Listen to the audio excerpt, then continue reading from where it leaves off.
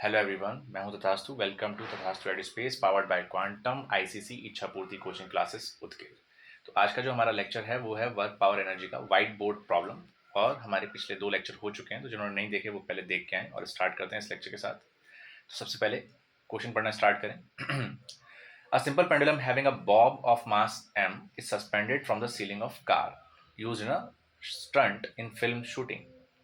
The car moves up along an inclined cliff at a speed v and makes a jump to leave the cliff and land at some distance. Let r be the maximum height of the car from the top of cliff. उसने मांगा था tension the string when the car is in air. अब पूरी घटना क्या हो रही है वो एक बार मैं समझाता हूँ। ये कोई मूवी चल रही है और ये मूवी का एक स्टंट है, और जिसमें कार है हमारे पास। उस कार की सीलिंग से एक पेंडुलम ऐसे लटका हुआ है, ठीक है। कुछ एंगल थीटा भी होगा उसके बीच में, बिल्कुल होगा। सर कितनी वेलोसिटी से जा रहा है? v वेलोसिटी से जा रहा है। यहां से वो जंप करने वाला है और दूसरी तरफ और दूसरी तरफ जाके वो लैंड करने वाला है। ऐसा कुछ इसका कोई स्टंट है, कि कोई इसके अंदर कोई ऐसा स्टंट होगा। लेकिन उसने पूछा है कि भैया जब वो जंप करेगा, जब वो एयर में रहेगा, the tension the string when the car is in air, जब कार मेरी जस्ट जंप के टाइम पे एयर में रहेगी तब क्या होगा, जब उस पेंडुलम की स्ट्रिंग में टेंशन कितना होगा। तो पहली बात, नीचे की तरफ हमेशा क्या लगता है बेटा? mg लगता है। और पूरी की पूरी कार किसमें? एयर में है। अगर मैं इस चीज़ को एक्सपीरियंस करूं कि जब वो कार ही एयर में है उस टाइम पे उसको क्या लगेगा कि नीचे की तरफ सिर्फ जो नीचे की तरफ की जो एक्सेलरेशन होगी वो सिर्फ g होगी, ठीक है।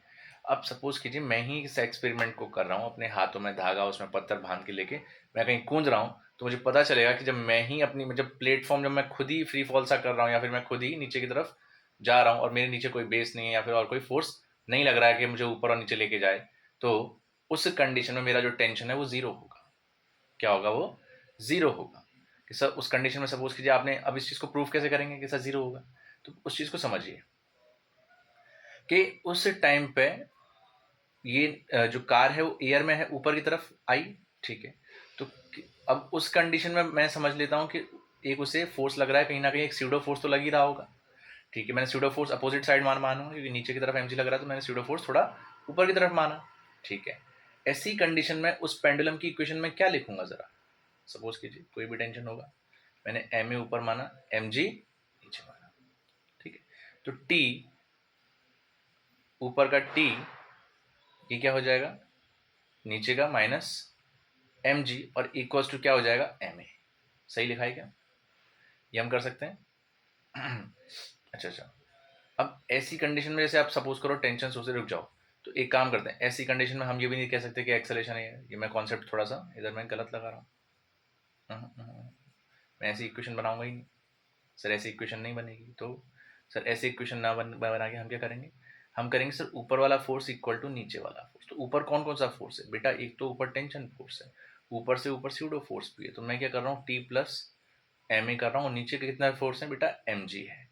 तो इस बार टेंशन क्या हो जाएगा? M G minus M A, M G minus M A. और यहाँ एक्सेलेरेशन किसके बराबर है? जी के बराबर है।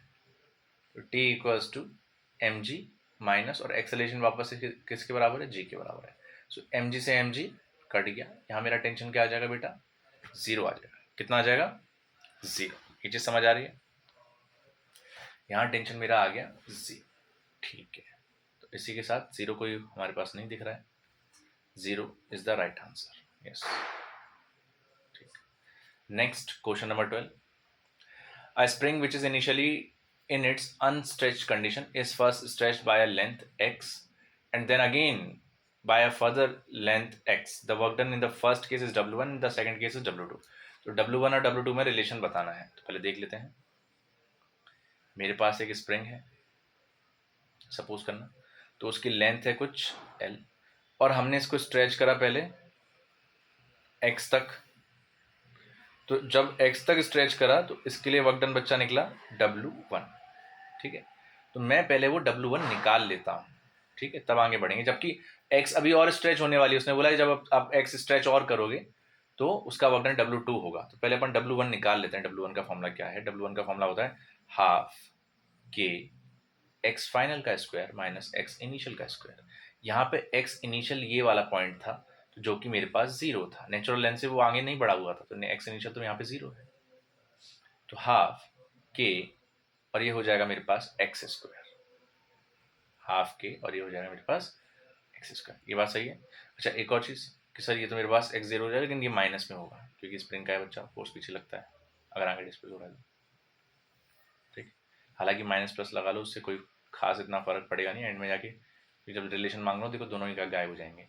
अब बात करते हैं कि सर उसने एक्स और आगे बढ़ा, तो यहाँ का भी वर्क डन है, उसको W2 कहते हैं। अब वर्क डन W2 निकालूंगा जब मैं, तो वर्क डन W2 क्या हो जाएगा, half K X final minus X initial का होल स्क्वायर, हाँ not sorry not whole square, X final का स्क्वायर माइनस एक्स इनिशियल का स्क्वायर। ठीक है, इस बार एक्स इनिशियल क्या है, तो यहाँ तक पहुंचते टाइम एक्स इनिशियल यहाँ पे था और एक्स इनिशियल कितना था, एक्स था। अरे इसके इस वाले एक्स को ही तो एक्स इनिशियल मानूंगा, ठीक है। और यहाँ नेचुरल लेंथ से इनिशियल पोजीशन एक्स है, नेचुरल लेंथ से फाइनल पोजीशन 2x है। ये है बालक इसकी नेचुरल लेंथ, नेचुरल लेंथ से इनिशियल पोजीशन x है, लेकिन नेचुरल लेंथ से फाइनल पोजीशन 2x, तो माइनस का हाफ के, ये हो जाएगा 2x का स्क्वायर माइनस x का स्क्वायर, तो माइनस का हाफ के, ये कितना हो जाएगा 4x square minus x square, और ये हो जाएगा मेरे हिसाब से हाफ के, ये हो जाएगा आपका 3x स्क्वायर, राइट। तो ये मेरे पास आ चुका है बालक W2, ठीक है। अब हम इसमें क्या करेंगे, मैंने क्या करा, W1 और W2 को दोनों को ही क्या कर लिया, रेशियो ले लिया W1 और W2 का, तो ये W1 और W2 का क्या हो जाएगा, माइनस का half K X square divide by minus का हाफ के 3x स्क्वायर, सही। माइनस से माइनस कैंसिल, हाफ से हाफ कैंसिल, 3 से के कैंसिल, एक्स स्क्वायर से एक्स स्क्वायर कैंसिल, सिर्फ क्या बचेगा W1 divide by W2 and which is equal to 1/3, 3 इधर W2 इधर, 3W1 इक्वल्स टू W2। ऐसा कोई रिलेशन आ रहा है तो देखिए, W2 थ्राइस ऑफ W1 के बराबर हो, यस हमारे पास एक ऑप्शन आ रहा है, ठीक कर सकते हैं, ठीक है। इसी के साथ अपन आगे बढ़ते हैं, बस x initial x final, x initial x final दोनों मैंने, दोनों की जो वर्क डन है, जब वर्क डन पहला वाला वर्क डन था उसमें भी यही चीज़ देखी, और दूसरा वाला था उसमें भी यही चीज़ देखी, उसके अलावा और कुछ भी खास नहीं था। Next, a particle of mass m move from rest under the action of constant force F, which act for 2 seconds. The maximum power attained is, maximum power मांगा है, पहले भैया रेस्ट पे था, गिवन क्या क्या दे रखा है पहले वो लिख लेते हैं, u इक्वल टू 0 दे रखा है, क्या पहला गिवन तो ठीक है, फिर मास दे रखा है कुछ, अब बोला under the action of force, भैया फोर्स है, तो सबसे पहली चीज़, जब मैं ये चीज़ अपन जब काइनेमेटिक्स में एनएलएम में भी चीज़ देखता हूँ, हमेशा एक चीज़ बोलता हूँ, हमेशा एक्सेलेरेशन पे फोकस करा करो, एक्सेलेरेशन बहुत कुछ निकाल के दे देता है, ठीक है। अब इसका एक्सेलेरेशन कैसे निकालेंगे, तो भैया सिर्फ एक फोर्स लग रहा है, कांस्टेंट फोर्स, अब कांस्टेंट फोर्स की वजह से बॉडी कुछ ना कुछ मोशन में होगी, तो मैं क्या लिख दूंगा, F is equal to M, force equal to mass into acceleration. अब यहाँ से एक्सेलरेशन निकालूंगा तो क्या आ जाएगा, फोर्स अपॉन मास, ठीक है। सर इसका कहाँ यूज़ करोगे, मैं यूज़ करूँगा कि, अब क्या यूज़ करूँगा मेरे को ये नहीं पता कि मैं कुछ यूज़ तो करूँ, क्योंकि प्रेशर निकालने के लिए मुझे एक्सेलरेशन है कुछ ना कुछ, तो ऐसी चीज़ चाहिए। तो पहली चीज़, यहाँ टाइम दे रखा है, तो मैं इसको ऐसी चीज़ में यूज़ करूँगा जहाँ पर टाइम भी हो। तो सबसे पहले दिमाग आ रहा है सर वेलोसिटी को लेके, v is equal to U plus A T लगा सकता हूँ मैं, क्योंकि मेरे पास u0 दे रखा है, ठीक है। उसने रेस्ट से दे रखा है ना, ये आइडिया आपको वहाँ से लग जाता है। कभी कभी बच्चों को कन्फ्यूजन रहती है कि सर क्वेश्चन स्टार्ट कैसे करें, चलो वो तो चलो गिवन लिख के आपने सर समझा दिया, force equal to mass into acceleration, ये भी लिख लिया, लेकिन इसके बाद क्या करें, एक्सेलरेशन पे फोकस करना है हमेशा। देन उसमें क्या चीज़ मांगी है सर, इनिशियली रेस्ट पे बताया, कहीं ना कहीं वेलोसिटी की बात ये करेगा, यानी फाइनल वेलोसिटी मुझे निकालनी हुई, तो वी मैंने निकाल लिया, विजिकल टू यू प्लस टी और u0 है, और यहाँ से एक्सेलरेशन लिखूंगा तो f अपॉन एम हो जाएगा, और टाइम उसने दे रखा है, उसने बोला है फोर्स कब तक एक्ट कर रहा है, 2 सेकंड तक के लिए उसने मांगा भी है, मतलब जो जो उसने मांगा है वो 2 सेकंड तक के लिए, तो कितना हो जाएगा 2f अपॉन एम, तो ये तो मेरे पास वेलोसिटी हो गई। अब बात हो रही है किसकी, मैक्सिमम पावर की। मेरे हिसाब से पावर का वेलोसिटी के फॉर्म में एक फॉर्मूला होता है, that's the force into velocity, force into velocity. तो फोर्स मेरे पास दे रखा है f, और वेलोसिटी मेरे पास दे रखी है 2f upon M, so the answer of power is 2f square upon M. अगर ऐसा कोई ऑप्शन आ रहा है, so that will be the right answer, ये वाला है ऑप्शन नंबर डी, राइट। कर सकते हैं इसको इजी। नेक्स्ट, ये क्वेश्चन वैसे जो मैंने पीछे कराई आपको तभी आएगा जैसे आपको ये भी निकाल लोगे, आप वेलोसिटी भी निकाल लोगे, लेकिन आपको पावर निकालनी है। तो जिसने पावर नहीं पढ़ रखा तो उसको तो ये नहीं आएगा, लेकिन मैं पावर का थोड़ा सा कॉन्सेप्ट यहाँ समझा देता हूँ। Power is equal to work upon time होता है। वर्क को हम फोर्स इनटू डिस्प्लेसमेंट कहते हैं, ठीक है, और डिस्प्लेसमेंट अपॉन टाइम को हम क्या कहते हैं, वेलोसिटी कहते हैं। इसलिए फोर्स इनटू वेलोसिटी हम पावर का फॉर्मूला भी कहते हैं, ठीक है। तो जिसको ना पता हो ऐसे पता कर ले। Next, question number 14, a boy whose mass is 30 kg climb with a constant speed a vertical rope of 6 meter long in 10 seconds. The power of a boy during the climb. The power of a boy, ठीक है। क्या क्या दे रखा है, पहले तो उस आदमी का बॉय है उसका मास दे रखा है 30 kg दे रखा है। कांस्टेंट स्पीड यानी कांस्टेंट स्पीड से ऊपर चढ़ रहा होगा। कांस्टेंट स्पीड से ऊपर चढ़ रहा है, ये बहुत बड़ी बात कह दी इसने, ठीक है। लेंथ कितनी है इस रोप की भैया, 6 मीटर। कांस्टेंट वेलोसिटी से चलना मतलब एक्सलरेशन जीरो होना, मतलब ऊपर का फोर्स और नीचे का फोर्स बराबर होना। तो भैया जब ये ऊपर चढ़ रहा होगा ना भाई साहब, जो भी हैं ये जब ये चढ़ रहे होंगे तो हम क्या करेंगे, आप देखिएगा जरा। सर कितने फोर्स से ऊपर चढ़ रहे होंगे, कौन सा वाला फोर्स हम अपनाएंगे।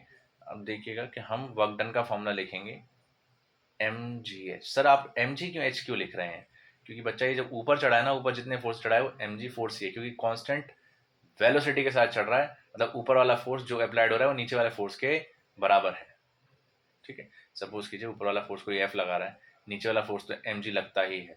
तो हम इक्वेशन बनाएंगे तो कैसे बनाएंगे, F minus M G equals to M A. अगर मैं सोच रहा था कि ऊपर की तरफ चढ़ रहा है तो ऊपर की तरफ कोई एक्सेलेरेशन होगा, लेकिन एक्सेलेरेशन क्या है इसका, जीरो।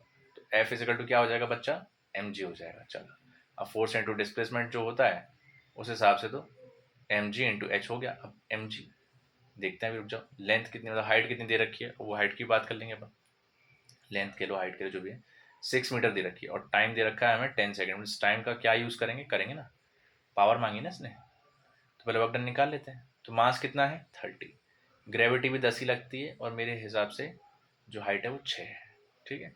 तो ये मेरे पास वर्क डन आ गया 300 इंटू 6 18, यानी 1800 जूल। तो अपने पास वर्क डन आ गया। पावर का फॉर्मूला क्या होता है, वर्क डन अपॉन टाइम होता है, यानी 1800 जूल डिवाइड बाय 10 सेकेंड्स। ले भैया तो कितना आ गया, 180 जूल आ गया पावर अपना। कितना आ गया, 180 जूल। सही है एकदम, चीज़ें बस फटाफट आनी चाहिए, ठीक है। वन मोर क्वेश्चन, ये क्या दे रखा है मुझे, a body with mass 2 kg, ठीक है, move in one direction in the presence of force which is describe by potential energy graph. अगर बॉडी रिलीज हुई है, if the body is release from rest at x equal to 2 meter, x equal to 2 meter का, x equal to 2 meter का, देख ये वाली जो line दे रखी है x की दे रखी है, ये वाली तो पोटेंशियल एनर्जी की दे रखी है। x इक्वल टू 2 मीटर पर पोटेंशियल एनर्जी कितनी है बेटा, 6 है, ठीक है। Then it speed when it crosses the x equal to 5 meter, x equal to 5 का, x इक्वल टू 5 का, यहाँ पे x इक्वल टू 5, ठीक है, x इक्वल टू 5, ठीक है। तो क्या मांगा है, then its speed when it cross the x equal to 5। चल ठीक है, निकालते हैं इसको। कैसे निकालेंगे भैया, इसको निकालेंगे बच्चा, एक की कॉन्सेप्ट लगाते हैं इस पर। What is the key concept, very amazing concept, क्योंकि आपने वहाँ से रिलीज करा है।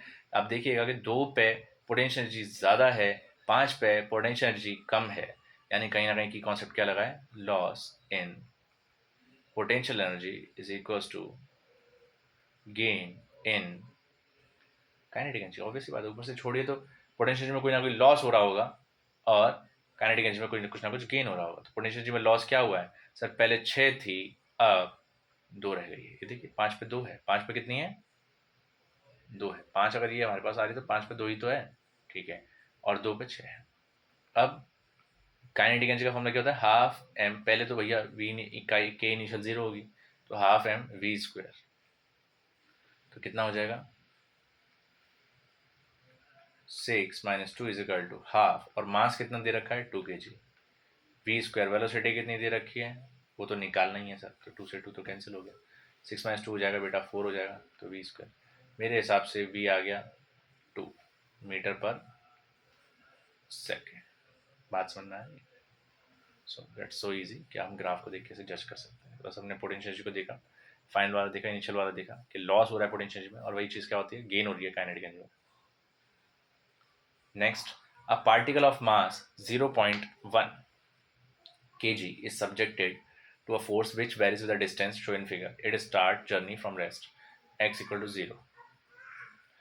Its velocity at x equal to 12 पे मांग रहा है, यहाँ पे वेलोसिटी मांग रहा है, यहाँ पे क्या मांग रहा है, वेलोसिटी मांग रहा है। अच्छा, क्या करेंगे बालक हम, इनिशियली किस पे मांग रहा है वैसे, एक मिनट, x इक्वल टू 0 पे तो भैया 0 पे ही धरा हुआ है, कोई दिक्कत नहीं है। When it start from journey from rest, मतलब इतना तो पक्का है कि इसको देखिए आप, अब वर्क डन का इतना करते आ रहे हैं, देखो ये स्टार्ट हो रहा है रेस्ट से, ऑब्वियसली बात है, तो रेस्ट पे से स्टार्ट हो रहा है, मतलब u इक्वल टू 0 तो है, मतलब काइनेटिक एनर्जी जो इनिशियल वाली है वो 0 है, इतना मेरे को पता चल गया। क्योंकि आपको देखो ग्राफ दे रखा है फोर्स और डिस्प्लेसमेंट का, ठीक है, ग्राफ किसका दे रखा है, फोर्स और डिस्प्लेसमेंट का। तो आप जो भी वर्क डन निकालोगे, जो भी आप वर्क डन निकालोगे, आप फटाफट से क्या करोगे, उसको चेंज इन काइनेटिक एनर्जी के बराबर करोगे। तो किसके बराबर करोगे, काइनेटिक एनर्जी के बराबर करोगे। चलो पहले वर्क डन निकाल लेते हैं। वर्क डन कैसे निकालोगे, area under F x graph, ले भैया निकाल लेते हैं भाई। तो वर्क डन कैसे निकालेंगे, सबसे पहले इस ट्रायंगल का एरिया निकालेंगे। मैंने लिखना शुरू कर दिया, half into base into height, कितना हो जाएगा, हाफ, बेस कितना है 4, हाइट कितनी है 10, कितना हो जाएगा 20, हाँ 20 जूल। तो इसका 20 जूल हो रहा है, पहले इसका भी निकाल के देखो जरा फटाफट से, ये भी half into base into height ही है आई, ठीक है, इसका भी लिख देता हूँ, half into base into height. तो हाफ, बेस कितना है 12 में से 8 गए तो 4, हाइट तो 10 ही है, तो कितना हो जाएगा 20 जूल, ठीक है। नेक्स्ट, लेंथ इंटू ब्रेथ कर लेते हैं, 8 माइनस 4 4 हो जाएगा, ये 10 हो जाएगा। तो लेंथ इंटू ब्रेथ ये कितना हो जाएगा, 4 इंटू 10, और ये कितना हो गया 40। और आई थिंक मैं इन सबको जब कैलकुलेट करूँगा तो आ जाएगा मेरे पास 80 जूल। ये मेरे पास टोटल वर्क डन आया है, क्या है मेरे पास, टोटल वर्क डन आया है। अब इस चीज़ को समझना, जब वर्क डन आया है तो वर्क डन बेटा किसके बराबर है, वर्क डन है चेंज इन काइनेटिक एनर्जी के बराबर, मतलब हाफ एम वी फाइनल का square minus half M V initial का स्क्वायर, राइट। और दैट इनिशियल वाला तो क्या हो जाएगा 0, क्योंकि भैया यू मेरा 0 है, इनिशियल वेलोसिटी 0 है। अब इसकी बात कर लेंगे, तो वर्क डन दे रखा है बालक 80 जूल, हाफ, और मास दे रखा है मेरे पास 0.1, और मेरे हिसाब से अब मैं वेलोसिटी निकालने पर वो आ चुका हूँ, तो वेलोसिटी का स्क्वायर हो जाएगा, तो ये कितना हो जाएगा मेरे पास, ठीक है, तो ये कितना हो जाएगा, ये हो जाएगा मेरे पास 80 into 20 equal to V square, 8 दूनी 16, 20 वी स्क्वायर। तो वी मेरे पास बच्चा क्या हो जाएगा, अंडर रूट में 16, ठीक है। अब ये कैसे बाहर आ जाएगा, अंडर रूट में 16 मतलब 40 मीटर पर सेकेंड आ गई वेलोसिटी, 40 का स्क्वायर होगा, करेक्ट। वन मोर एक और कर सकते हैं, लेट्स सी, ये वाला समझ में तो आया ना, कितना हो जाएगा एक बार देख लो, कोई गलती तो नहीं हुई। वर्क डन अपन ने निकाला 80 जूल निकला, 20 + 20 40, 40 + 40 80 जूल, 80 जूल तो वर्क डन आ गया। वर्क डन कैसे आया है भैया, फोर्स और डिस्प्लेसमेंट की जो एरिया निकल के आता है उसको वर्क डन कहते हैं, उसको हमने चेंज इन काइनेटिक एनर्जी के बराबर रखा, ये होता है ना डेल्टा के ई, इसके क्या कर दिया अपन ने, बराबर कर दिया, ठीक है। देन जब सॉल्व करा, हमारे पास वी इनिशियल 0 था, तो काइनेटिक एनर्जी इनिशियल वाली 0 हो गई, हाफ एम वी स्क्वायर रखा, मैंने पॉइंट हटा के यहाँ पे 20 करा है, इसको 0 लगा के, और इधर मल्टीप्लाई करा है, यूँ मत सोचना सर ने कहाँ से 2 का 20 कर दिया, पॉइंट हटा के करा है, ठीक है। देन इट इज ठीक है। नेक्स्ट एक क्वेश्चन और देख लेते हैं, ठीक है। A motor is to be used to lift water from depth of 10 meter, ठीक है, depth of 10 meter, and discharging it on a ground level at a speed of 10 meter per second, ठीक है, डिस्चार्ज कर रहा है 10 meter per second. If 2 kg of water is lifted per second, the efficiency of motor is 40%। भैया 2 kilo पर second वो lift कर रहा है, तो एफिशिएंसी जो मोटर की है 40% है। The minimum power of the motor should be, minimum power कितनी होगी, तो पहली बात पावर तो कुछ भी होगी, पहले पावर कितनी निकल पा रही है उसको देख लेते हैं। सर पावर कितनी निकल पा रही है, मतलब कितनी आउटपुट हो रहा है उसका, वो निकल पाते हैं, देखते हैं कि सर वो कुछ, मैं ये फॉर्मूला लगाऊंगा सर, मैं क्यों लगाऊंगा, रीज़न बताता हूँ। पावर का फॉर्मूला होता है वर्क अपॉन टाइम, तो वर्क का फॉर्मूला क्या होता है, फोर्स इंटू डिस्प्लेसमेंट, और फोर्स वो ऊपर की तरफ ले रहा है, ठीक है, मतलब जो पानी है, कुछ भी किसी भी मास का पानी है, वो कुछ ना कुछ हाइट चढ़ के जा रहा है, तो mg फोर्स तो लगा ही रहा होगा, जैसा अपन पीछे पढ़ते हुए आए हैं, ठीक है। तो मास है बेटा 10, ग्रेविटी 10, और मेरे हिसाब से हाइट भी यहाँ पे कितनी दे रखी है, 10 दे रखी है, ठीक। और टाइम कितना दे रखा है, टाइम कितना दे रखा, नहीं दे रखा, देखो टाइम दे रखा है 1। सर पूछो कैसे, कि सर आपने h/t डायरेक्ट यूज़ करा मैंने मीटर पर सेकेंड के हिसाब से, ठीक है। तो ये कितना हो जाएगा, 200 वाट। तो मैं ये नहीं समझ आया, ये हाइट क्या थी 10, ठीक है, और यहाँ मेरे को हाइट दे ही नहीं रखी, सॉरी वो दे ही नहीं रखी थी, 10 मीटर की डेप्थ दे रखी है, ठीक है। अब 10 मीटर 1 सेकंड में चढ़ेगा तभी तो 10 मीटर पर सेकंड बनेगा। तो इतना तो मेरे को पता चल गया कि हाइट जो है 10 है और वो 1 सेकंड में पार हो भी रही है, ठीक है। तुम्हारा थोड़ा मैंने जुगाड़ ऐसे लगाया, ठीक है। अब बात कर लेते हैं एफिशिएंसी की। एफिशिएंसी क्या होता है बेटा, पी आउटपुट पी इनपुट। तो पहली बात को कितना है और एफिशिएंसी कितनी है, 40% है। चलो निकालते हैं इसको। तो 40% को 40 divide by 100 which is equals to power out कितनी है 200, अभी अभी निकाली मैंने, और इन कितनी निकल के आएगी अपने पास, पावर इन तो अपन देखेंगे। तो एक जीरो से तो एक जीरो गायब कर लो, चलो।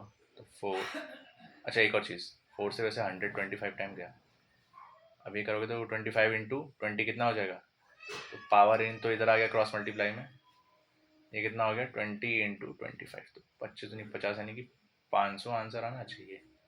पी इन कितना आना चाहिए 500, लेकिन यहाँ 500 आपको दिख रहा है सर, 500 तो दूर दूर तक नहीं दिख रहा है।